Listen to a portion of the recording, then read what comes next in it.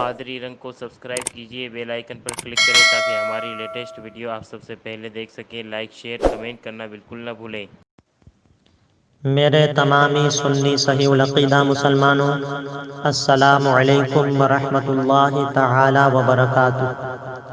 میں نے گزشتہ کل آپ حضرات کے سامنے نماز کی کچھ اور سنتوں کو بیان کیا تھا۔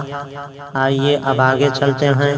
درود شریف پڑھ لیجئے۔ اللہ رب محمد صلی اللہ علیہ وسلم، نحن عباد محمد صلی اللہ علیہ وسلم۔ فرماتے ہیں کہ عورت رکوع میں تھوڑا جھکے، یعنی صرف اتنا جھکے کہ ہاتھ گھٹنوں تک پہنچ جائے، پیٹھ سیدھی نہ کرے اور گھٹنوں پر زور نہ دے، بلکہ صرف ہاتھ رکھ دے اور ہاتھوں کی انگلیاں ملی ہوئی رکھے اور پاؤں جھکے ہوئے رکھے، مردوں کی طرح خوب سیدھے نہ کر دے۔ پھر فرماتے ہیں کہ رکوع سے جب اٹھے تو ہاتھ نہ باندھے، لٹکا ہوا چھوڑ دے، یہ سنت ہے۔ پھر فرماتے ہیں سمع اللہ لمن حمدہ کی ہا کو ساکن پڑھے، یعنی جزم والی پڑھے، اس پر حرکت ظاہر نہ کرے، یعنی سمع اللہ لمن حمدہ نہ کہے، اور نہ ہی دال کو بڑھائے، یعنی سمع اللہ لمن حمدہ،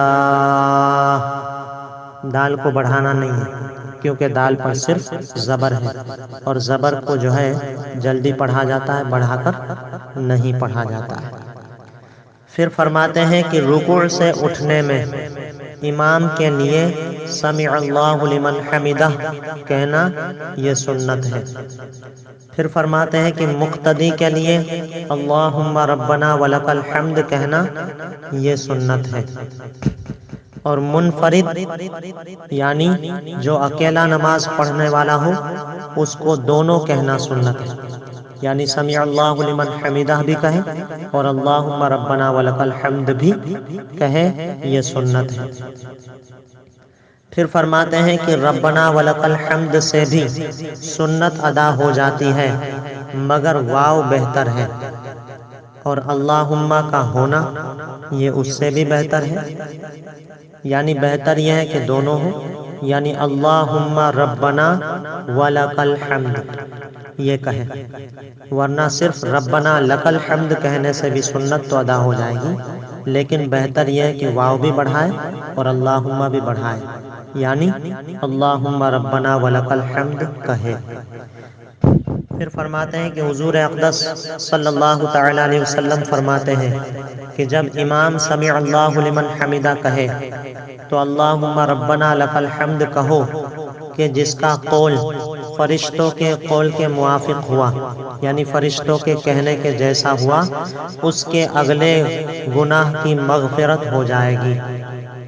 اس حدیث کو بخاری مسلم نے حضرت ابو ہریرہ رضی اللہ تعالیٰ عنہ سے روایت کیا ہے۔ پھر فرماتے ہیں کہ منفرد یعنی اکیلا نماز پڑھنے والا سمع اللہ لمن حمدہ کہتا ہوا رکوع سے اٹھے اور سیدھا کھڑا ہو کر اللہم ربنا ولک الحمد کہے، یعنی جب رکوع سے اٹھے تو یہ بولتا ہوا اٹھے سمع اللہ لمن حمدہ، اور بالکل سیدھا کھڑا ہو جائے تو کہے اللہم ربنا ولک الحمد، یہ سنت ہے۔ پھر فرماتے ہیں کہ سجدے کے لیے اور سجدے سے اٹھنے کے لیے اللہ اکبر کہنا یہ بھی سنت ہے۔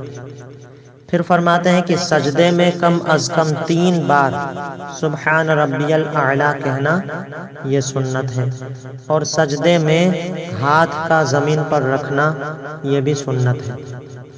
پھر فرماتے ہیں کہ سجدے میں جائے تو زمین پر پہلے گھٹنے رکھے، پھر ہاتھ رکھے، پھر ناک رکھے اور پھر پیشانی رکھے، یہ سنت ہے۔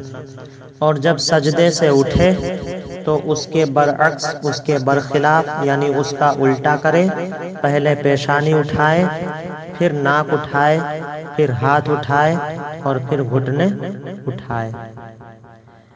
پھر فرماتے ہیں کہ رسول اللہ صلی اللہ تعالی علیہ وسلم جب سجدے کو جاتے تو پہلے گھٹنا رکھتے تھے، پھر ہاتھ رکھتے تھے، اور جب اٹھتے تھے سجدے سے آقا کریم صلی اللہ علیہ وسلم تو پہلے ہاتھ اٹھاتے پھر گھٹنے اٹھاتے۔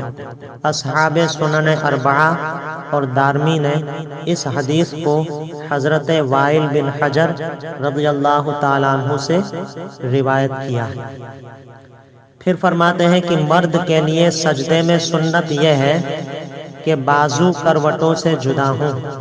بازو میں بتا چکا تھا کہ ہاتھ کا وہ حصہ جو کاندھوں سے ملا ہو وہ بازو ہے، اور پیٹ رانوں سے جدا ہوں سجدے میں، یہ سنت ہے، اور کلائیاں زمین پر نہ بچھائے۔ کلائیاں جس کو گجراتی میں کانڈا کہتے ہیں، مگر جب صف میں ہوں تو بازو کروٹوں سے جدا نہ ہوں گے، کیونکہ صف میں آگے پیچھے والے کو، یعنی جو اگل بغل والا ہوگا، آگے پیچھے نہیں بلکہ اگل بغل والا، آس پاس والے کو تکلیف ہوگی، تو اس لیے جب صف میں ہو تو بازو کروٹوں سے جدا نہیں ہوں گے۔ پھر فرماتے ہیں کہ صحیح مسلم میں برہ بن عازب رضی اللہ تعالیٰ عنہ سے مروی ہے کہ حضور صلی اللہ تعالیٰ علیہ وسلم فرماتے ہیں، جب تو سجدہ کرے تو ہتھیلی کو زمین پر رکھ دے اور کوہنیاں اٹھا لے، یعنی ہتھیلی زمین پر رہے اور کوہنی تھوڑی سی اوپر رہے زمین سے۔ پھر فرماتے ہیں کہ عورت سمٹ کر سجدہ کرے، یعنی بازو کروٹوں سے ملا دے اور پیٹ رانوں سے ملا دے اور ران کو پنڈلیوں سے ملا دے اور پنڈلیاں زمین سے ملا دے۔ پھر فرماتے ہیں کہ دونوں گھٹنے ایک ساتھ زمین پر رکھے سجدے میں جاتے وقت، اور اگر کسی عذر سے یعنی کوئی مجبوری کی وجہ سے ایک ساتھ نہیں رکھ سکتا ہے تو پہلے داہنا گھٹنا رکھے پھر بایاں گھٹنا رکھے۔